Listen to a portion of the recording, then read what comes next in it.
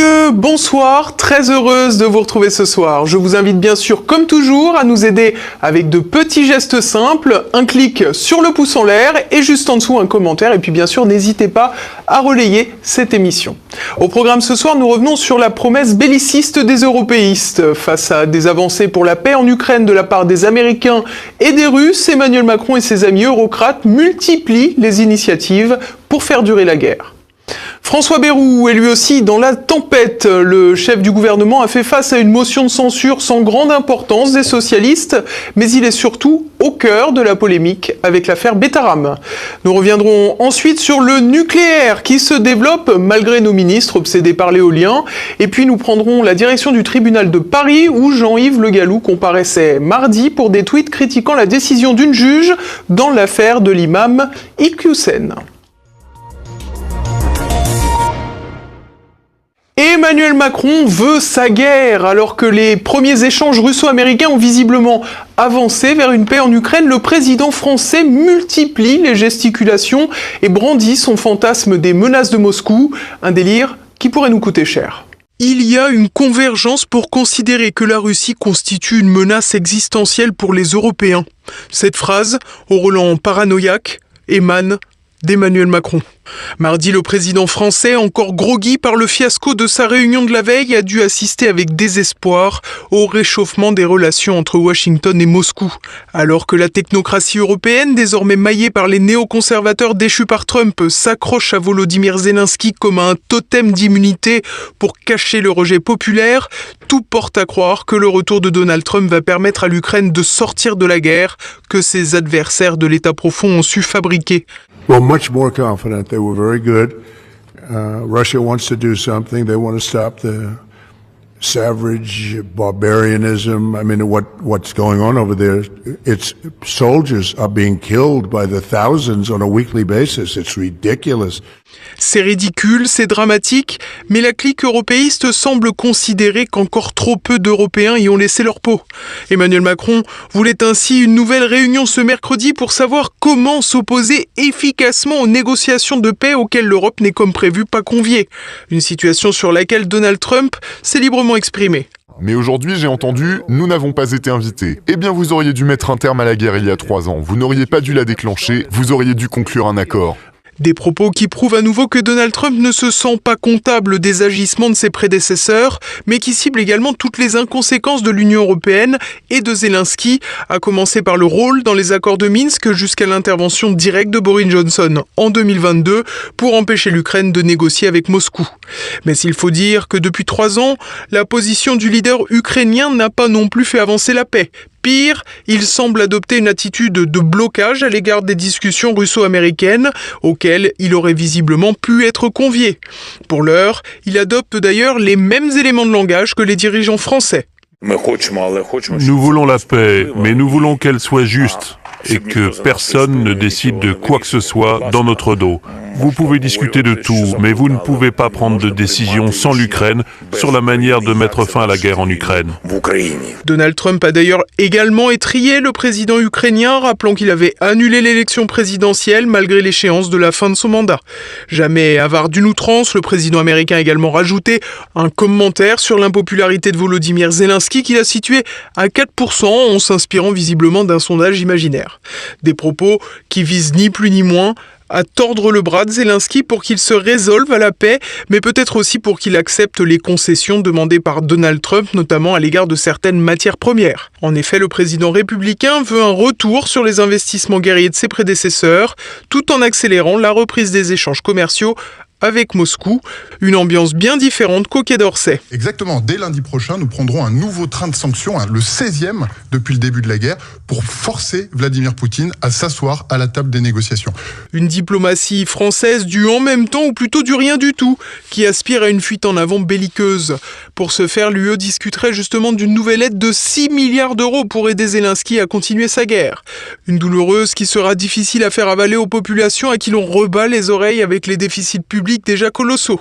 C'est d'ailleurs dans ce cadre que la propagande de la peur va bon train. Ce qui est en jeu aujourd'hui sur la ligne de front, ça n'est pas simplement l'intégrité territoriale de l'Ukraine, c'est également la perspective de la paix ou de la guerre sur le continent européen.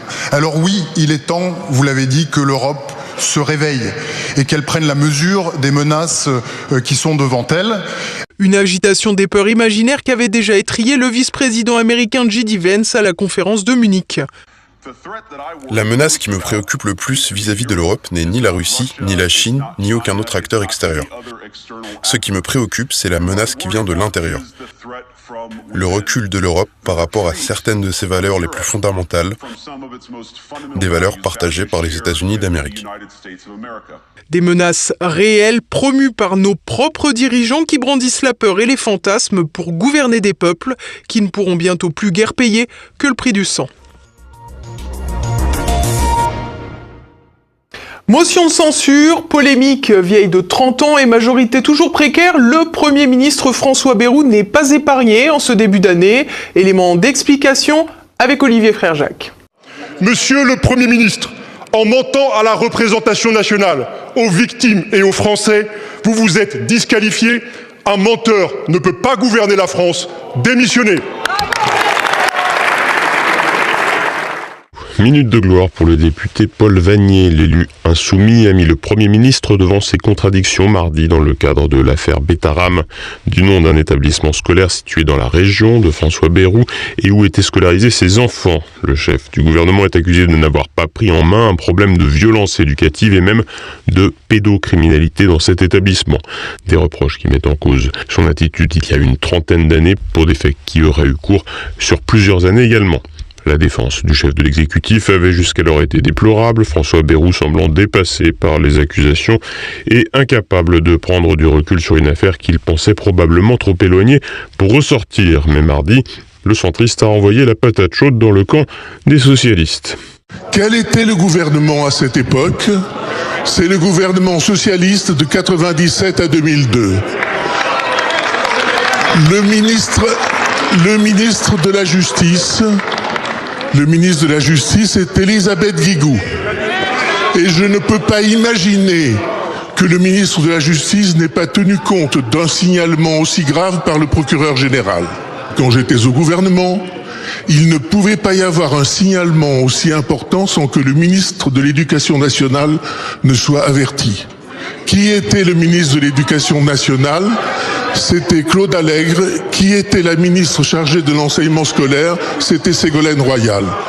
Les socialistes, dont était alors membre le sénateur Mélenchon, ont donc dû être au courant de l'affaire, mais ont probablement peu agi. En effet, il convient de noter que les élus de tous bords politiques sont restés pendant des décennies assez indifférents aux questions de mauvais traitement des enfants. C'est particulièrement le cas du Parti socialiste, dont une partie des cadres a pu se prononcer en faveur des rapports pédophiles, à l'image de son iconique ministre Jacques Lang, qui ne porte jamais plainte d'ailleurs lorsque quelqu'un affirme qu'il est un pédocriminel. L'Assemblée nationale prend ainsi des airs de bal des hypocrites et les insoumis et leurs affidés profitent d'une abominable affaire pour tenter de faire vaciller un Premier ministre qu'ils ne parviennent pas ou ne veulent pas faire tomber. Les troupes mélenchonistes multiplient les motions de censure mais demeurent bien incapables de faire tomber le gouvernement, sauf à chercher le secours du RN. Quant aux socialistes, ils ne prennent plus la peine de voter les motions de censure des insoumis et ont proposé leur propre motion spontanée visant à dénoncer l'usage de l'expression « sentiment de submersion migratoire » du Premier ministre Bayrou. Un tour de passe-passe pour se donner bonne conscience à gauche, mais qui n'a aucune chance d'être voté. Les socialistes proposent ainsi de censurer le gouvernement pour un mot décrivant un sentiment dans la population française, mais n'ont en revanche pas déposé de motion de censure dans l'affaire Betaram, alors même que le premier secrétaire du parti, Olivier Faure, s'est prononcé pour la démission du Premier ministre. Que s'il a participé, d'une manière ou d'une autre, à la loi du silence pour protéger l'institution de Betaram, alors, en conscience, oui, il doit démissionner. Il devrait donc démissionner, mais le PS ne vote pas de motion de censure pour cela. Il est donc plus grave, selon les socialistes, de préserver le vocabulaire de la réalité migratoire que de s'en prendre à une personnalité qui aurait hypothétiquement couvert des faits de pédocriminalité. Le Premier ministre, lui, pourrait traîner cette affaire pendant plusieurs mois.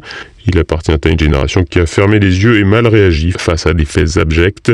S'il doit en répondre, il faudra que d'autres passent à la barre, à droite comme à gauche, et notamment au PS. L'exercice d'équilibriste de François Bayrou se poursuit donc, et s'il a toujours une épée de Damoclès au-dessus de la tête, il n'est pas nécessairement plus en danger qu'il y a quelques semaines.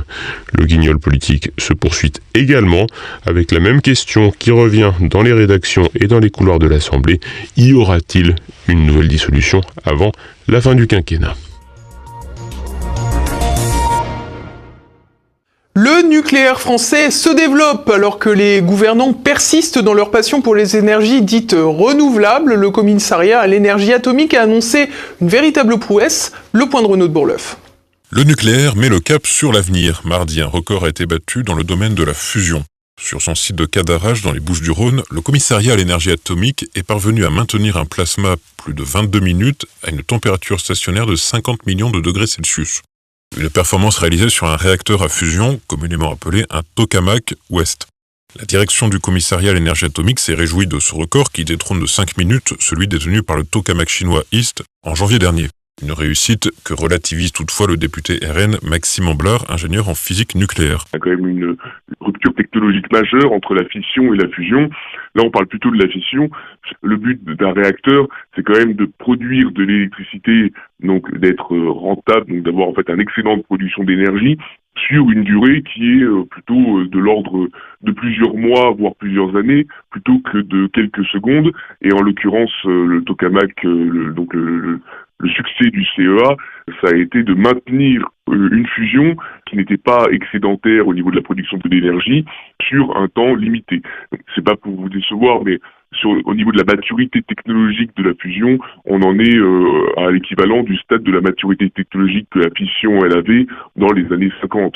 Aujourd'hui, la fission nucléaire ne représente que 4% du mix énergétique, donc la fusion à échelle industrielle, on ne la verra qu'à la fin du siècle. Non, ce qui va vraiment nous permettre de faire notre première transition énergétique et notre électrification du mix énergétique, c'est bien le nucléaire fissile que l'on a aujourd'hui. Donc en premier lieu, le nucléaire de 3e génération avec les EPR et en second temps, le nucléaire de 4e génération sur générateur qui nous permettra de mieux utiliser la matière et l'uranium. Reste à savoir quelles seront les ambitions du gouvernement qui reste focalisé sur un mix entre le nucléaire et les énergies dites renouvelables. Un sujet évoqué mardi à l'Assemblée nationale lors d'un échange entre le député Maxime Amblard et le ministre de l'Énergie Marc Ferrassi. L'autorité de sûreté nucléaire et l'inspecteur général pour la sûreté d'EDF viennent récemment de confirmer dans des rapports que la complémentarité entre les énergies renouvelables intermittentes et le nucléaire est un mirage. Un mirage coûteux, un mirage dangereux, un mirage absurde. En 2022, si nous avons réussi à faire face collectivement aux difficultés de notre parc nucléaire, monsieur le député, c'est grâce aux énergies renouvelables, c'est grâce au solaire, c'est grâce à l'éolien. C'est la raison pour laquelle votre logique binaire consistant à opposer dans une stratégie monomaniaque les énergies renouvelables au nucléaire, c'est une stratégie qui est une stratégie perdante. Je crains, monsieur le ministre, qu'à force de renier les rapports scientifiques, c'est la France qui finira par tomber en panne. Des rapports scientifiques publiés en début d'année 2025 qui sonnent l'alarme. Au Rassemblement national, nous défendons l'arrêt de l'éolien. Et en quoi cela pose problème, c'est que sur plusieurs aspects, notamment le premier, l'éolien a un coût de production qui est supérieur au coût de production d'électricité nucléaire et hydraulique, ce qui de fait en rajouter va structurellement augmenter les prix de l'électricité.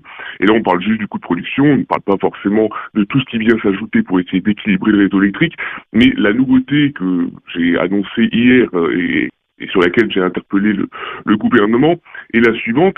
Ça concerne l'usure prématurée de nos réacteurs nucléaires pour réaliser le suivi de charge qui est dû à la fluctuation des énergies renouvelables intermittentes et donc en l'occurrence l'éolien. L'énergie éolienne, avec la fluctuation qu'elle a, elle est aujourd'hui prioritaire sur le réseau électrique et donc c'est le nucléaire entre autres qui doit faire varier sa production d'électricité pour s'adapter en fonction de la quantité d'électricité produite par l'éolien.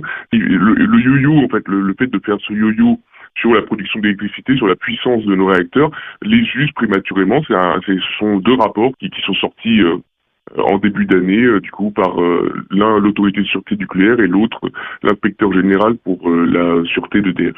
Un yo-yo qui fait inévitablement penser au « en même temps » cher à Emmanuel Macron. Le député Maxime Amblard revient sur les nombreux revirements du président, sur ses choix en politique énergétique. Il faut penser que, malheureusement, je pense, dans cette fin de règne, mais ça ne date pas que cette fin de règne, parce que lors de son premier mandat, le président était farouchement contre le nucléaire, à vouloir fermer Fessenheim, ce qu'il a fait, et fermer prématurément des réacteurs nucléaires. Dans son deuxième mandat, visiblement, il a changé d'avis, mais il n'a pas l'air d'être très convaincu des bienfaits du nucléaire.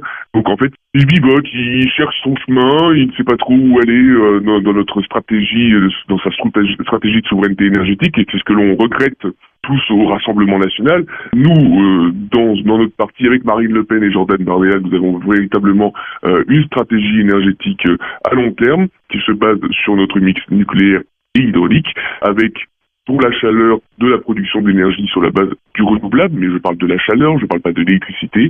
Et pour l'électricité, on arrête de dilapider notre argent, que nous n'avons pas à l'infini dans ce pays, nous le savons, sur des énergies qui sont inefficaces et coûteuses, et en premier lieu, les énergies éoliennes. Mais le ministre Marc Ferracci a annoncé son intention de multiplier par 2 l'éolien terrestre d'ici 2035. Son ambition affichée est d'articuler les ambitions climatiques avec la politique industrielle, l'occasion, dit-il, de préserver l'emploi sur notre territoire. Une drôle de vision de la situation alors que la branche énergie de General Electric a confirmé 300 suppressions d'emplois à Montoire de Bretagne et à Nantes. Mardi, l'ancien élu Jean-Yves Le Gallou comparaissait devant la 17e chambre correctionnelle. La raison, des tweets publiés en 2022 critiquant une décision judiciaire dans l'affaire de l'imam Iqiyoussen. Louis Torcy était sur place. Jean-Yves Le Gallou est-il un délinquant ? C'est ce que souhaiterait faire reconnaître la juge Florence Nikolic. En 2022, Jean-Yves Le Gallou avait publié une série de tweets critiquant la décision de cette juge. En cause, sa décision de suspendre l'OQTF, l'obligation de quitter le territoire français, visant l'imam Iqiyoussen au motif de l'article 8 de la Cour européenne des droits de l'homme, une disposition visant à protéger le droit à la vie familiale. Jean-Yves Le Gallou s'était alors interrogé quant aux motivations de la juge, ce qui lui vaut aujourd'hui une plainte pour diffamation. À la suite de l'audience, il déclarait: Je crois que le Conseil d'État est au cœur de la dictature des juges et que le Conseil d'État est au cœur de l'invasion migratoire, notamment parce que depuis 1978, c'est lui qui impose le regroupement familial. Et vous avez vu que dans ce procès, la question qui se posait était aussi celui de la vie familiale normale, puisque ce qui est assez drôle, si l'on peut dire, c'est que le jugement était rendu en faveur de l'imam Iqiyoussen pour permettre à un taliban de vivre une vie familiale dite normale à propos de ses petits-enfants. Voilà. Puisque au départ, le Conseil d'État avait prévu le regroupement des familles avec les enfants. Maintenant, on en est aux petits-enfants. Un procès qui ne concerne donc pas uniquement Jean-Yves Le Gallou, puisqu'il pourrait faire jurisprudence. En effet, outre la question du droit, est aussi posée celle de la liberté d'expression. C'est ce que nous rappelait son avocat, Jérôme Triomphe. Évidemment, les réseaux sociaux ou dits sociaux, parce que bien souvent ils ne le sont pas, sont aussi, font partie intégrante de cette liberté d'expression qui doit se développer et qui doit bien se développer, parce que pour que la liberté d'expression ait un intérêt, il faut que aussi ce qui est exprimé soit intelligent et crédible. Donc voilà, et je crois que ce qui a été débattu aujourd'hui, c'est la question, alors c'était sur Twitter, sur X, de la question de savoir si on peut poser des questions sur X, sur les réseaux sociaux, des questions sur les raisons qui ont présidé à telle ou telle décision, et puis surtout de pouvoir en critiquer les conséquences, parce que c'est de ça qu'il s'agit. Les conséquences d'une décision particulière, en l'espèce l'imam Iqiyoussen, sur la société française tout entière. Confiant, chacun a précisé qu'en cas de déception en première instance, ils feront appel ou iront en cassation. La dernière fois que je suis venu à la 17e chambre correctionnelle, c'était pour assister à un procès de Renaud Camus à propos de son tweet sur la banquise. Eh bien, à la grande surprise de tout le monde, il a gagné. Donc j'espère aussi gagner le 8 avril prochain lorsque le jugement sera rendu. Si je ne gagnais pas, je ferai appel, et si je ne gagnais pas en appel, j'irai en cassation. Donc nous sommes partis pour un débat au long cours, parce qu'il est probable que si nous gagnons, il est possible que la partie adverse, qui est venue soutenue par le Conseil d'État, par les syndicats de tribunaux administratifs, fera probablement aussi appel. Donc c'est le début d'un long match. Et partons à présent faire le tour de France en bref.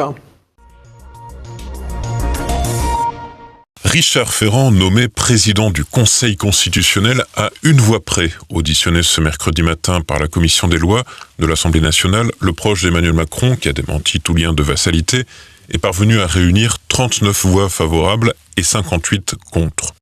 Il aurait suffi d'une petite voix supplémentaire pour que les portes de la rue de Montpensier se ferment à lui. La droite parlementaire, par la voix d'Olivier Marleix, n'y était pas allée de main morte pour exposer son opposition à cette nomination. Merci Monsieur le Président. Monsieur le Président Ferrand, le devoir d'ingratitude, comme l'appelait Georges Vedel, ne peut pas être qu'une bonne intention. Il doit être garanti par des qualités d'indépendance, de rigueur, d'intégrité manifestées auparavant, seul à même à faire échapper aux soupçons de connivence. Moi j'ai 5 questions à vous poser pour nourrir ce que vous avez appelé votre introspection.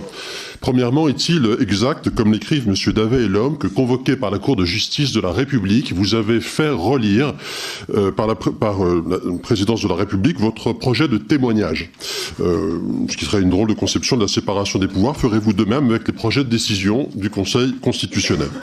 2. Vous comparez souvent votre nomination à celle de Jean-Louis Debré.